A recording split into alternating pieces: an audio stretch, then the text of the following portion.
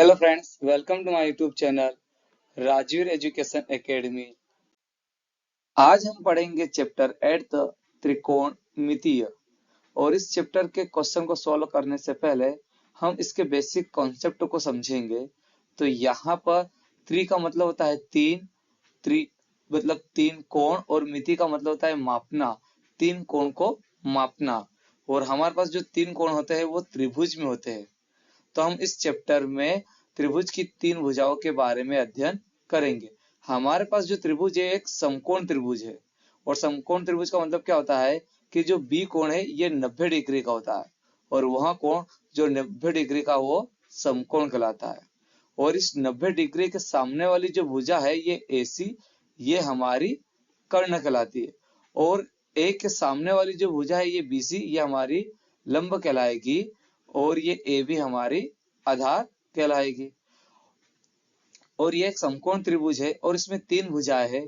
और इन तीन भुजाओं से हम 6 अनुपात बनाएंगे, मतलब इस तीन भुजाओं से 6 अनुपात बनते हैं।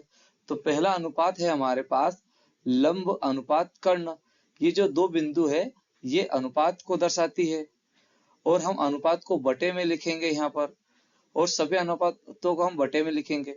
तो हमारे पास पहला अनुपात आ जाएगा लंब बटे कर्ण।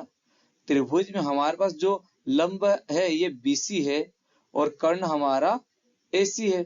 तो यहाँ हम लंब बटे कर्ण को लिख देंगे BC बटे AC। और लंब बटे कर्ण को हम एक पर्टिकुलर नाम दे देंगे साइन A। और यहाँ A का मतलब होता है कि हमारे पास जो त्रिभुज में A है इसके सामने वाली जो भुजा है BC, ये हमारी लंब होगी। यदि हम इस A के प्लेस पे C पुट कर दे और इस त्रिभुज में C हमारे पास यहाँ पर है, तो इस C के कारण ये जो AB भुजा है ये हमारी लंब हो जाएगी और ये BC आधार हो जाएगी। इसलिए यहाँ पर डिपेंड करता है इस मान पर कि त्रिभुज में लंब क्या होगा। यदि A पुट करते हैं तो ये लंब होगा, और यदि यहाँ पर C पुट किया गया है तो हमारा लंब ये AB कहलाएगा। तो हमारे पास पहला अनुपात आ गया लंब बटे कर्ण, जिससे हम एक पर्टिकुलर नाम साइन A देते हैं। अब हमारे पास दूसरा अनुपात है आधार बटे कर्ण। हमने एक बार लंब बटे कर्ण ले लिया, अब दूसरा अनुपात हमने ले लिया आधार बटे कर्ण। और अनुपात को हम बटे में लिखते हैं, इसलिए यहाँ पर हमने लिख दिया आधार बटे कर्ण। आधार का मान है हमारे पास यहाँ पर AB, क्योंकि हमने यहाँ पे भी A लिखा है और A के सामने वाली भुजा लंब होगी, तो ये हमारी आधार होगी। तो आधार हमारा AB है और कर्ण हमारा AC है। तो यहाँ पर हम पुट कर देंगे आधार, मतलब यहाँ पर आधार बटे कर्ण को लिख देंगे हम AB बटे AC। और आधार बटे कर्ण को भी हम पर्टिकुलर एक नाम दे देंगे कोस A।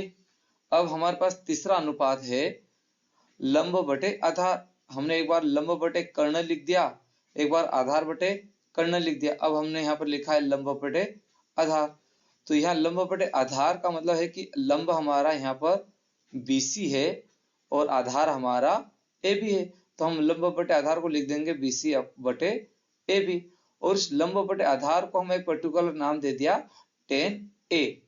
अब हमारे पास चौथा अनुपात आ जाएगा कर्ण बटे लंब। एक बार हमने लंब बटे कर्ण लिखा है, मतलब लंब अनुपात कर्ण किया। अब हम कर्ण अनुपात लंब कर देंगे और अनुपात को हम बटे में लिखेंगे। तो लिखते हैं तो यहाँ पर कर्ण बटे लंब आ जाएगा। और कर्ण हमारा AC है और लंब हमारा BC है, तो हमने कर्ण बटे लंब को AC बटे BC कर दिया है। और कर्ण बटे लंब को हमने एक पर्टिकुलर नाम दे दिया कोसेक A। और कोसेक A जस्ट अपोजिट होता है साइन A का। मतलब हमारे पास साइन A का मान है लंब बटे कर्ण। यदि हम इसका उल्टा कर दे, कर्ण को ऊपर लिख दे और लंब को नीचे कर दे, तो ये हमारा कोसेक A कहलाएगा। हम क्योंकि यहाँ लंब बटे कर्ण है और यहाँ पर कर्ण बटे लंब है, तो ये साइन A का उल्टा कोसेक होता है। अब हमारे पास पांचवा अनुपात आ जाएगा कर्ण बटे आधार। यहाँ पर हमने इसका जस्ट अपोजिट कर दिया है। आधार हमारे पास ऊपर था और कर्ण नीचे था, तो हमने यहाँ पर कर्ण ऊपर कर दिया और आधार नीचे कर दिया। और कर्ण हमारे पास त्रिभुज में AC है, तो यहाँ AC कर दिया है। और आधार हमारा AB है, तो यहाँ पर AB कर दिया। तो कर्ण बटे आधार आ गया हमारे पास AC बटे AB। और कर्ण बटे आधार को हमने एक पर्टिकुलर नाम दे दिया सेक ए, और जो सेक ए होता है ये हमारे कोस ए का जस्ट अपोजिट होता है, और कोस ए का मान आधार बटे कर्ण है, तो हमने सेक ए का मान कर्ण बटे आधार लिख दिया। अब हमारे पास छठा अनुपात है आधार बटे लंब। हमने आधार बटे लंब का अनुपात ले लिया और उस अनुपात को हम बटे में लिखते हैं, तो हमने यहाँ बटे में कर दिया आधार बटे लंब। आधार का मान है हमारे पास यहाँ पर ए बी और लंब का मान है त्रिभुज में बी सी, तो हमने यहाँ पर आधार बटे लंब को ए बी बटे बी सी लिख दिया है, और आधार बटे लंब को हमने पर्टिकुलर नाम दे दिया कोट ए, और कोट ए जस्ट अपोजिट होता है टेन ए का। मतलब टेन ए का मान है यहाँ पर लंब बटे आधार, मतलब लंब हमारा यहाँ पर ऊपर लिखा है और आधार नीचे लिखा है, तो कोट में आधार ऊपर आ जाएगा और लंब नीचे आ जाएगा। हमें इस त्रिभुज के तीन अनुपातों को याद रखना है, साइन ए, कोस ए और टेन ए। मतलब साइन ए यदि याद हो गया तो साइन ए का जस्ट अपोजिट कोसेक ए होता है, कोस ए का अपोजिट सेक ए होता है, और टेन ए का अपोजिट कोट ए होता है। इसलिए हमें ये तीन अनुपात याद रखना है, और इन तीन अनुपातों को याद करने के लिए हमारे पास एक इजी ट्रिक मेथड होती है, लाल बटे कक्का। मतलब यहाँ पर लंब बटे कर्ण, मतलब एल का मतलब होता है लंब और के का मतलब होता है कर्ण, और ये लंब बटे कर्ण साइन को दर्शाता है, और यहाँ साइन ए मतलब लंब बटे कर्ण है, इसलिए हमने यहाँ पर लंब बटे कर्ण कर दिया। ये ए आधार को दर्शाता है और के कर्ण को, और आधार बटे कर्ण ये कोस को दर्शाता है, तो यहाँ आधार का मतलब हो जाएगा ए और कर्ण का मतलब हो जाएगा के, तो हमारा कोस ए आ जाएगा आधार बटे कर्ण। और तीसरा है हमारे पास यहाँ लंब बटे ए, मतलब एल बटे ए, एल लंब को दर्शाता है और ए आधार को, तो लंब बटे आधार हो जाएगा, और ये दर्शाता है टेन को, तो यहाँ हमारे पास आ जाएगा टेन ए बराबर लंब बटे आधार। तो हम इस लाल बटे कक्का से इन तीन अनुपातों को याद कर सकते हैं। पहला अनुपात दर्शाता है मतलब साइन को, दूसरा अनुपात दर्शाएगा कोस को, और तीसरा अनुपात दर्शाएगा टेन को, और यदि ये तीन याद हो गए तो इनके अपोजिट ये होते हैं। अब हमारे पास प्रश्न में त्रिभुज की दो भुजाओं के मान दिए रहते हैं, हमें त्रिभुज की तीसरी भुजा ज्ञात करनी होती है। तो ये एक समकोण त्रिभुज है, और त्रिभुज की तीसरी भुजा ज्ञात करने के लिए हम पाइथागोरस प्रमेय का यूज करेंगे। और पाइथागोरस प्रमेय क्या होती है? पाइथागोरस प्रमेय होती है कर्ण का स्क्वायर बराबर आधार स्क्वायर प्लस लंब स्क्वायर। मतलब क्या पाइथागोरस प्रमेय का मतलब क्या होता है कि यदि हम कर्ण का स्क्वायर कर दे और आधार का स्क्वायर कर दे और प्लस कर दे लंब का स्क्वायर, मतलब हम आधार का स्क्वायर कर दे और लंब का स्क्वायर कर दे और इन दोनों को जोड़ दे, तो इन दोनों का मान कर्ण के स्क्वायर के बराबर होता है। तो हम यहाँ पर यदि हमारे पास त्रिभुज में कोई से भी दो वैल्यू दी हो, या कर्ण और आधार दिया हो तो हम लंब ज्ञात कर सकते हैं, आधार और लंब दिया हो तो हम कर्ण ज्ञात कर सकते हैं। मतलब इन तीन भुजाओं में यदि दो कोई सी भी भुजा दी गई हो तो हम तीसरी भुजा पाइथागोरस प्रमेय से ज्ञात कर सकते हैं। और ये पाइथागोरस प्रमेय समकोण त्रिभुज पर ही अप्लाई होती है, और हम इस चैप्टर में समकोण त्रिभुज के बारे में ही पढ़ेंगे। तो यह इसी कॉन्सेप्ट के साथ हम सारे क्वेश्चन को हल करेंगे। यदि यह कॉन्सेप्ट आपको अच्छे से समझ में आ गया हो तो हम सारे क्वेश्चन आसानी से हल कर सकते हैं। तो अब हम प्रश्न तीसरा हल करेंगे। तो हमारे पास प्रश्न है, यदि साइन ए बराबर 3/4 तो कोस ए और टेन ए का मान परिकलित कीजिए। और यह प्रश्न बोर्ड एग्जाम में 2019, 2020 और 2022 में आया था, इसलिए एग्जाम की दृष्टि से मोस्ट इम्पोर्टेंट प्रश्न है।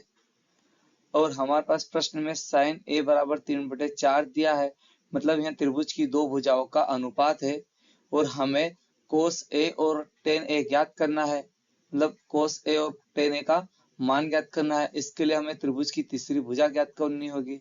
तो आइए इसे हम हल करते हैं। तो हमारे पास दिया है साइन ए बराबर 3/4। अब ये त्रिभुज की दो भुजाओं का अनुपात है। अब ये कौन सी दो भुजा है, इसके लिए हमारे पास एक ट्रिक होती है लाल बटे कक्का। ये एल बटे के हमारे साइन को दर्शाता है, और यहाँ एल का मतलब लंब होता है और के का मतलब कर्ण होता है। तो हमारा जो 3 है वो हमारा लंब है, और जो 4 है वो कर्ण है। तो हम एक समकोण त्रिभुज में लंब हमारा BC बराबर 3 हो जाएगा और AC कर्ण होगा और AC का मान 4 है और हमें आधार इसमें ज्ञात करना है AB। तो हम यहाँ पर गिवन डाटा लिख देंगे कि BC बराबर 3 और AC बराबर 4। अब यह एक समकोण त्रिभुज है तो हम यहाँ पर लिख देंगे कि समकोण त्रिभुज ABC में जिसका कोण B बराबर 90 डिग्री है।